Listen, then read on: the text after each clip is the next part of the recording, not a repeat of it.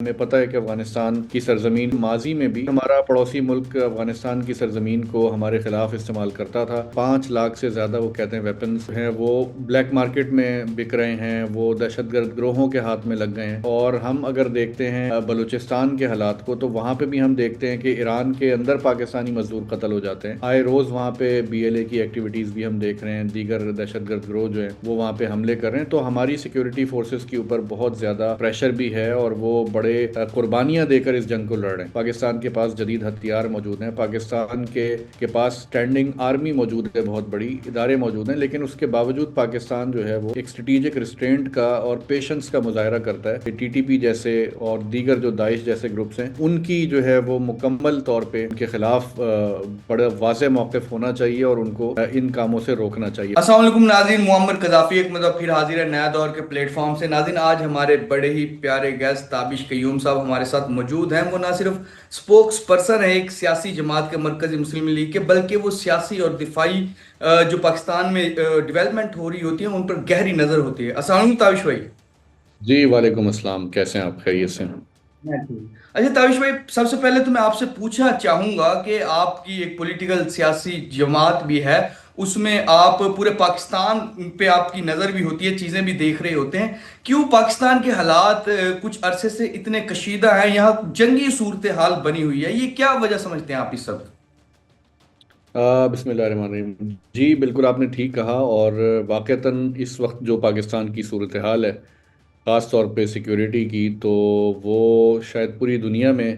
اگر ہم موازنہ کریں تو ہم یہ دیکھتے ہیں کہ بڑی بڑی جنگیں دنیا کے اندر ہوئیں، اس خطے میں ہوئیں۔ دہشت گردی پوری دنیا کے لیے ایک بہت بڑا چیلنج ہے، لیکن پاکستان کچھ عرصے سے نہیں، بلکہ میں تو یہ کہوں گا بہت لمبے عرصے سے، 2 دہائیوں سے زیادہ وقت ہو چکا ہے کہ ہم دہشت گردی کا شکار ہیں۔ اس کے ملٹیپل ریزنز ہیں۔ ہمارا جو خطہ ہے وہاں پر جس قسم کے ہمارے کانفلکٹس اس ریجن کے اندر موجود ہیں، تو اس کی وجہ سے بھی بہت زیادہ ہمارے انٹرنل معاملات کے اوپر اس کا انفلوئنس ہے، اور نتیجہ یہی ہے کہ باہر سے بہت زیادہ مداخلت ہے، اور پھر وہ جب ہماری اپنے ملک کی اندرونی کمزوریاں، انسٹیبلٹی پولیٹیکل ہوتی ہے، انسٹیٹیوشنز کمزور ہوتے ہیں، تو اور اکانومی کے ہمارے مسئلے ہوتے ہیں، تو پھر یہ ساری چیزیں بہت زیادہ بڑھ جاتی ہیں۔ اور یہی ہم دیکھ رہے ہیں اس وقت کہ جیسے جیسے پاکستان کی اکنامک کنڈیشن ورسن ہوئی ہے پچھلے 2-3 سالوں کے اندر، تو اتنی ہی زیادہ دہشت گردی بڑھ گئی۔ تو یہ اس وقت صورتحال ہے، اور ہمیں واقعتاً اس کا ایک پوری قوم کو چیلنج کا سامنا ہے، جس کو ہمیں مل کر ہی اس کا حل نکالنا ہے۔ یہ کسی اکیلے گورنمنٹ کی یا کسی خاص ادارے کی، سیکیورٹی اداروں کے بس کی بات نہیں ہے، پوری قوم کو مل کر ہی اس طرح کے چیلنجز کا سامنا کرنا پڑتا ہے۔ اچھا سر، دوسرا افغانستان کے ساتھ پچھلے کئی دہائیوں سے جو ہمارے معاملات تھے، ہم نے انہیں سپورٹ کیا ہر طرح کی، ان کے ساتھ جو بھی ہماری پاکستان کی طرف سے ہو سکتا تھا ہم نے کیا۔ لیکن کیا وجہ بنی آج انہی کی جانب سے TTP ان کی زمین استعمال کرتی ہے اور پاکستان پر حملے کر رہی ہے اور مختلف اٹیکس کر چکی ہے، جس طرح اب BLA بھی ایک طرف اٹیک کر رہی ہے۔ تو یہ دونوں محاذ پر جو افغانستان سے ہے وہ کیوں انہیں سپورٹ کر رہے ہیں اور پاکستان کے خلاف اپنے آپ کو استعمال ہونے دے رہے ہیں؟ دیکھیں، یہ نہایت افسوسناک بات ہے۔ آپ نے جس طرح کہا کہ واقعتاً پاکستان نے جو ہے وہ ایک ایسے ملک جو کہ خود کمزور تھا، لیکن اس کے باوجود لاکھوں افغانستان کے جو مہاجرین ہیں، پاکستان نے دہائیوں ان کی خدمت کی، ان کی مدد کی، ان کو سپورٹ کیا جب یہ روس کے خلاف جنگ ہوئی اس کے بعد بھی۔ تو لیکن ہم نے یہی دیکھا کہ افغانستان کی سرزمین پاکستان کے خلاف استعمال بھی ہو رہی ہے، اور بلکہ جو سب سے زیادہ افسوس کی بات ہے وہ یہ ہے کہ جو اس وقت وہاں پہ انٹرم گورنمنٹ ہے طالبان کی، ان کی طرف سے بھی وہ ایفرٹس نظر نہیں آتے جو پاکستان بار بار ان سے تقاضا کرتا ہے۔ تو اس کا ڈائریکٹ نتیجہ یہ نکلتا ہے کہ ہمیں پتہ ہے کہ افغانستان کی سرزمین صرف ابھی نہیں بلکہ ماضی میں بھی، جب یہاں پہ اشرف غنی کی گورنمنٹ تھی، یہاں پہ نیٹو کی پریزنس تھی، تو اس وقت بھی ہمارا پڑوسی ملک افغانستان کی سرزمین کو ہمارے خلاف استعمال کرتا تھا۔ ان کے بیسز یہاں پہ موجود تھے، ان کی ایمبیسیز اور کونسلیٹس یہاں پہ موجود تھے، تو وہ باقاعدہ سپورٹ کرتے تھے دہشت گردی کی۔ تو وہ سلسلہ بظاہر ایسا محسوس ہوتا ہے کہ ابھی بھی افغانستان کی سرزمین کھلم کھلا استعمال ہو رہی ہے۔ پوری دنیا کے سامنے پاکستان نے وہ ایویڈنسز رکھے ہیں۔ لیکن افغانستان کو اور وہاں کی جو گورنمنٹ ہے ان کو یہ سمجھنا چاہیے تھا کہ پاکستان نے ہر طرح کی قربانی دی، اور افغانستان کے اندر جو ہے وہ ان کے لوگوں کو یہاں پہ ہمیشہ سپورٹ بھی کیا اور ان کا ہر طرح سے خیال بھی رکھا، بلکہ ان کے اپنے لوگ یہ بات کہتے ہیں کہ پاکستان نے انصار والا کردار ادا کیا مہاجرین کے لیے۔ تو جب یہ ساری ہسٹری موجود ہے تو وہ جو عناصر ہیں جو افغانستان کی گورنمنٹ کے اندر موجود ہیں، جو پاکستان کی دشمنی پر آمادہ کرتے ہیں وہاں کے لوگوں کو، تو ان کو لازمی طور پہ ان کو دیکھنا چاہیے۔ اور پاکستان کے جو فارن منسٹر ہیں وہ بھی کل وہاں پہ گئے ہوئے تھے، تو کہ جو کہ میں سمجھتا ہوں ایک اچھا جیسچر ہے۔ تو ڈپلومیسی ساتھ ساتھ چلنی چاہیے، نیگوسیشنز چلنی چاہیے۔ دونوں برادر اسلامی ملک ہیں، پڑوسی ہیں، بہت بڑا بارڈر شیئر کرتے ہیں، اور دونوں کی ضرورت امن ہے۔ تو افغانستان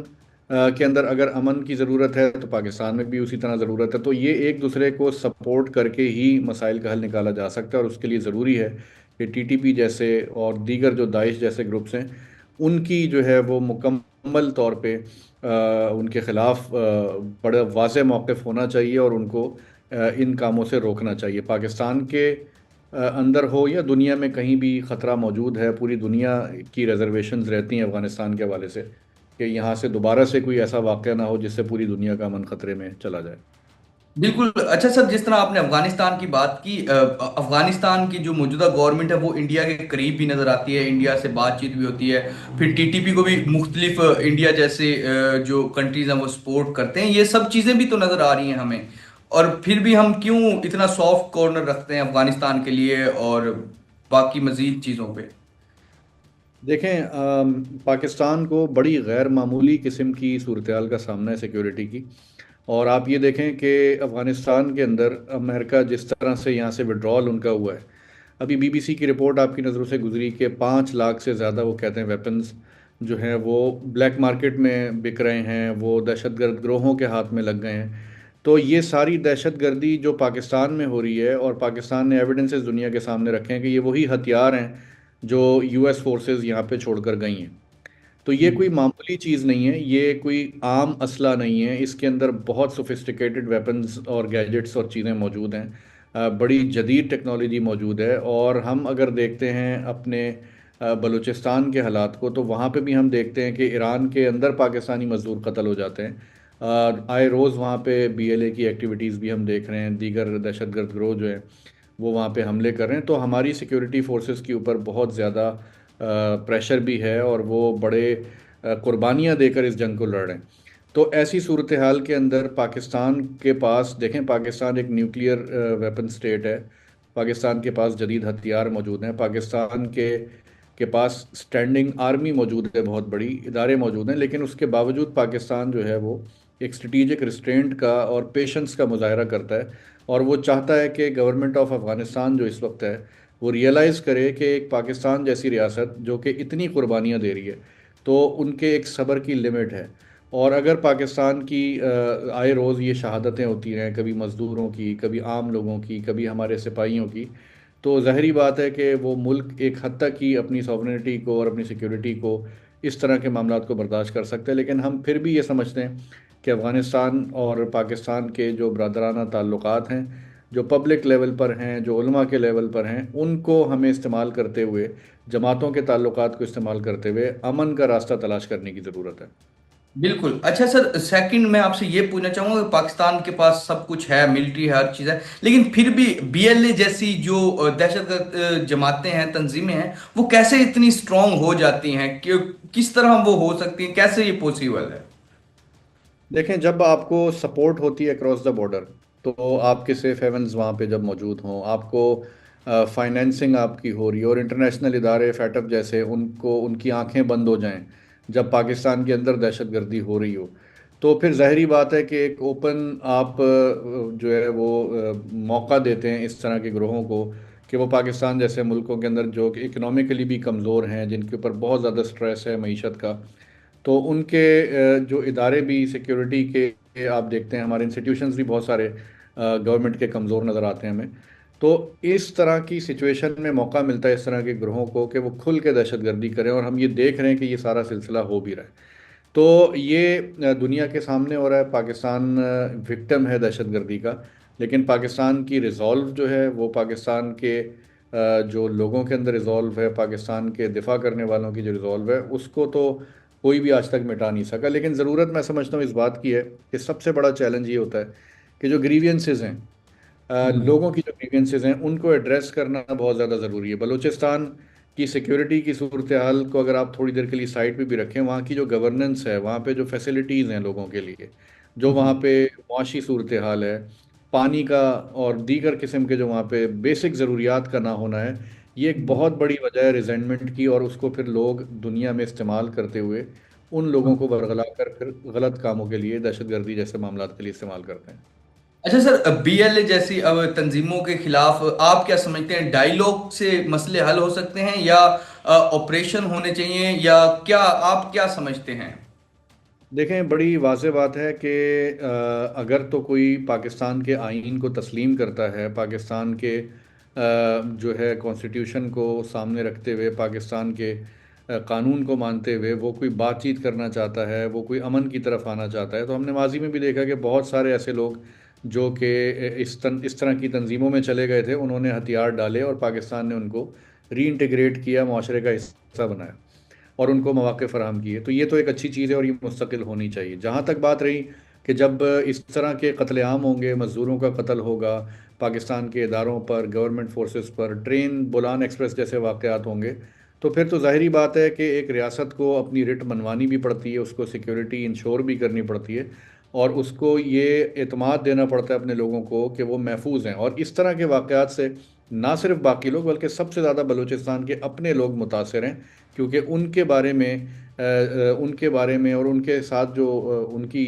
آمد و رفت ہے، دیگر ملک کے حصوں میں ان کا آنا جانا ہے، یہ ان چیزوں سے بہت زیادہ متاثر ہوتا ہے۔ تو یہ جو لوگ ہیں جو یہ کام کرتے ہیں، میں یہ سمجھتا ہوں کہ یہ بلوچ نہیں ہیں،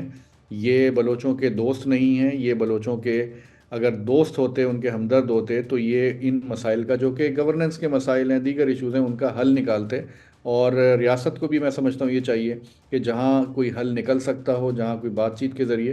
تو اس طرح کے لوگوں کو، ان وائسز کو سامنے لاتے ہوئے بلوچستان کے مسئلے حل کرنے کی ضرورت ہے۔ بالکل۔ اچھا سر، جس طرح اب یہ بی ایل ہے، اس میں بہت بڑی تعداد میں نوجوان ہیں، آپ کیا سمجھتے ہیں ان نوجوانوں کو تعلیم کم دینے کی وجہ سے وہ اس طرح کی جماعتوں کو جوائن کرتے ہیں؟ آپ کیا سمجھتے ہیں، اور ان نوجوانوں کو کس طرح تعلیم دی جا سکتی ہے؟ اوور آل آپ اس کو کیسے سمجھتے ہیں، اور کیا آپ کی جماعت کی طرف سے کیا آپشنز ہیں؟ آپ کیا اس طرح کے نوجوانوں کے لیے کیا کر رہے ہیں؟ دیکھیں، یہ ایک تاثر دیا جا رہا ہے کہ جی بلوچستان کے یا بی ایل اے یا اس طرح کے دہشت گرد گروہوں کے اندر بہت سارے پڑھے لکھے نوجوان جا رہے ہیں۔ تو میں نے عرض کیا کہ دیکھیں، ریزینٹمنٹ اور گریوینسز تو بلوچستان میں بہت پہلے سے ہیں اور چلی آ رہی ہیں، تو جتنا ڈیلے اس میں ہوگا اتنا ہی زیادہ ان لوگ مایوس ہو کے اس طرف جائیں گے۔ تو مایوسی سے نکالنا بلوچستان کے نوجوانوں کو یا ملک کے دیگر نوجوانوں کو، یہ ہمارا مشن ہے، اور ہم الحمدللہ اس کے لیے پچھلے کئی سالوں سے ایک جد و جہد کر رہے ہیں۔ ہم نے ریسنٹلی ایک اپنا کماؤ، صلاحیت بڑھاؤ اور اپنا کماؤ کے نام سے ایک فری جو ہے ڈیجیٹل سکل کورس لانچ کیا ہے، جو کہ پورے ملک میں سینکڑوں اور ہزاروں کلاسز کے اندر لاکھوں لوگ اس کو پڑھیں گے، اور بڑی ہی زبردست ٹریننگز ہیں وہ، جو کہ بالکل فری آف کاسٹ پورے ملک میں ہم اس کو شروع کرنے جا رہے ہیں یکم مئی سے۔ تو یہ ایک انیشیٹو ہے، اس طرح کے BCO انیشیٹو ہو سکتے ہیں۔ میں یہ سمجھتا ہوں کہ بلوچستان کے لیے خاص طور پہ پوری قوم کو ایثار کرنے کی ضرورت ہے۔ بلوچستان کے جو مسائل ہیں، بہت زیادہ آبادی نہیں ہے وہاں پہ، لینڈ میس بہت زیادہ ہے، بہت بڑا ایریا ہے، لیکن وہاں کی آبادی تھوڑی ہے۔ تو اگر پاکستان کے دیگر صوبوں کے لوگ اپنے بلوچ بھائیوں کے لیے ایثار کا جذبہ رکھیں گے، اور رکھتے بھی ہیں الحمدللہ، ہمیں پتہ ہے کہ بہت ساری NGOs، بہت ساری جماعتیں ہیں جنہوں نے بلوچستان کے اندر بہت سارا خدمت کا کام کیا ہے۔ مرکزی مسلم لیگ بھی بہت زیادہ خدمت کا کام وہاں پہ کر چکی ہے، کرتی رہی ہے اور کرتی رہے گی۔ تو میں یہ سمجھتا ہوں کہ یہی وہ طریقہ ہے کہ ایک تو تعلیم اور روزگار اور مواقع فراہم کیے جائیں وہاں کے نوجوانوں کو، اور انشاءاللہ اس کے ذریعے وہاں کے مسائل بہت زیادہ حل۔ یہ تو ناظرین، آج میں نے فرسٹ ٹائم اپنے شو میں تابش قیوم صاحب کو مدعو کیا، اور انہوں نے پہلے ہی شو میں ایک اچھی نوجوانوں کے لیے خوشخبری بھی دی ہے کہ نوجوان کورسز سیکھ سکتے ہیں، اور یہ فری آف کاسٹ آپ کے لیے ہوں گے، اور آپ اس کو جوائن بھی کریں اور یہاں سے ہنر سیکھ کر اپنی زندگی میں آگے بھی بڑھیں۔ فی الحال کے لیے ناظرین، نیا دور سے محمد قذافی کو اور تابش قیوم کو اجازت دیجیے۔ خدا حافظ۔